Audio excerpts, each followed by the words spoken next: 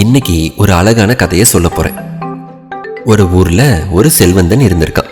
அந்த செல்வந்தனுக்கு ஒரு அழகான மனைவியும் இருந்திருக்காங்க. அந்த செல்வந்தனுக்கு ஒரு முனிவர் ஒரு வரம் கொடுத்திருக்காரு.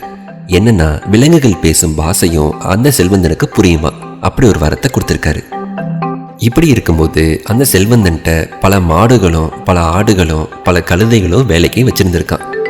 அதுல அவனுக்கு பிடிச்ச ஒரு கழுதையை மட்டும் அளவான வேலை கொடுத்து அந்த கழுதைக்கு நிறைய தீனி போட்டு பத்திரமா பார்த்துக்குவானா.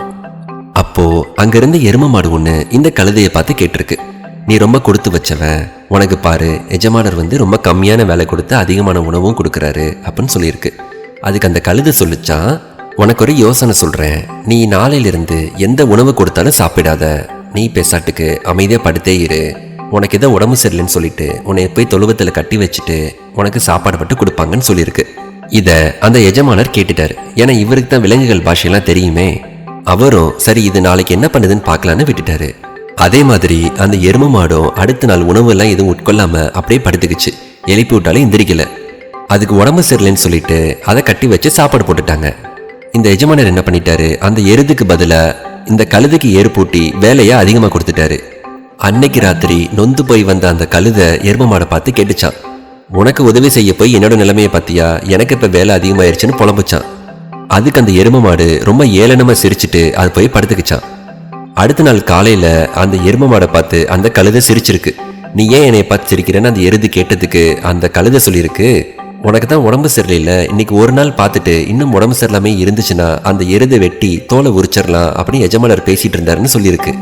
அதை கேட்ட எருது, ஐயோ இதனடா வம்பா போச்சு, இன்னும் நான் இங்கே படுத்திருந்தா என்னோட உயிருக்கே ஆபத்தாயிரும் அப்படின்னு சொல்லிட்டு வேக வேகமாக வேலை கிளம்பி போயிடுச்சான்.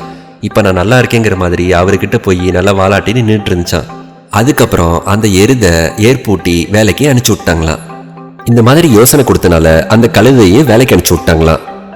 யாருக்கா இருந்தாலும் நல்லதை மட்டுமே சொல்லி கொடுக்கணுங்கிறதுக்கு இது ஒரு உதாரணம். இந்த எருது வேலைக்கு போற வேகத்தை பார்த்து அந்த எஜமானர் சிரிச்சிட்டு இருந்திருக்காரு. அதை பார்த்து அந்த மனைவி கேட்டிருக்காங்க, எதுக்காக என்னை பார்த்து சிரிச்சிட்டு இருக்கீங்கன்னு அவங்க கோவமா கேட்டிருக்காங்க. நான் உன்னை பார்த்து சிரிக்கலாமா, வேற ஒரு விஷயத்துக்கு சிரிச்சேன்னு இவர் சொல்லியிருக்காரு. என்ன விஷயத்துக்காக சிரிச்சிங்க, எனக்கு இப்ப தெரிஞ்சே ஆகணும்னு அவங்க சொல்லியிருக்காங்க. அதுக்கு இவர் சொல்லியிருக்காரு, அது ஒரு ரகசியமா, அதை சொன்னா என்னோட தலையை வெடிச்சிரும், அதை நான் சொல்லக்கூடாது அப்படின்னு சொல்லியிருக்காரு. ஏன்னா அந்த முனிவர் வரம் கொடுக்கும் போதே இந்த ரகசியத்தை யார்கிட்டையும் சொன்னா தலை வெடிச்சு செத்துருவ அப்படின்னு சொல்லி வரம் கொடுத்திருக்காரு.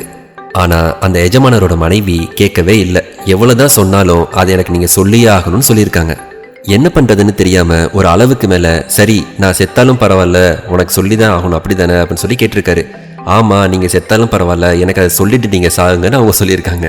அதுக்கு அந்த எஜமானர் என்ன பண்ணியிருக்காரு, சரி பரவாயில்ல, ஊர்ல இருக்க எல்லா சொந்தக்காரங்களுக்கும் நான் சொல்லி அனுப்பிடுறேன், அவங்க எல்லாம் வரட்டும், எல்லாத்துக்கும் சேர்த்தே நான் சொல்லிடுறேன்னு சொல்லியிருக்காரு. அப்பையும் விடாம அவரோட மனைவி கேள்வி கேட்டுட்டே இருந்திருக்காங்க.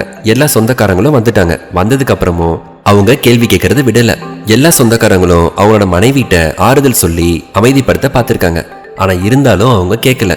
அப்போ வெளியில அவரோட நாய் ஒண்ணு குலைச்சிட்டு இருந்திருக்கு. அது என்னன்னு போய் பார்க்க போயிருக்காரு.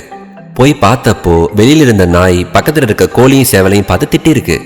ஏன் சேவலே, இன்னும் கொஞ்ச நேரத்துல நம்ம எஜமானர் ஏதோ உண்மையை சொல்லி மண்டை வெடிச்சு சாக போறாராம், அவரே அழுதுட்டு இருக்காரு, அவர் அங்க அழுதுட்டு இருக்கும் போது நீ உன்னோட பெட்டை கோழிகளோட சந்தோஷமா விளையாடிட்டு இருக்கியா அப்படின்னு சொல்லி அந்த நாய் திட்டி இருக்கு. அதுக்கு அந்த சேவல் சொல்லிச்சான், என் நன்றி உள்ள முட்டாள் நாயே, இதுக்கு காரணம் நாய் இல்ல, நம்ம எஜமானர் தான்.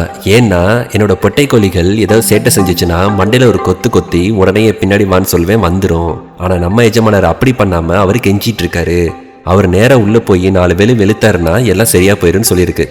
அதை கேட்டுட்டு இருந்த எஜமானர் என்ன பண்ணியிருக்காரு, உள்ள போய் சவுக்கு எடுத்து 4 வேளை வெளுத்திருக்காரு. வெளுத்ததுக்கு அப்புறம் அந்த அம்மா என்ன சொல்லியிருக்காங்க, என்னை உயிரோட மட்டும் விட்டுருங்க அப்படின்னு சொல்லி ஓடிட்டாங்களாம். இதுல இருந்து என்ன தெரியுதுன்னா, ஒரு நல்ல விஷயத்த சொல்லும் போது அதை கேட்காதவங்களுக்கு இந்த மாதிரியும் சொல்லி புரிய வைக்கலாமோ அப்படின்னு தோணுது. உங்க எல்லாருக்கும் நான் என்ன சொல்ல வரேன்னா, இந்த கதை வெறும் ரசிக்கிறதுக்கு மட்டும்தான், வேற யாரும் இதை ஃபாலோ பண்ணி என் மேல பழிய போட்டுறாதீங்க. உங்களுக்கு இந்த ஸ்டோரி பிடிச்சிருந்துச்சுன்னா நம்ம சேனலுக்கு சப்போர்ட் பண்ணுங்க. அடுத்த கதையோட வரும் வரை காத்திருங்கள். நன்றி.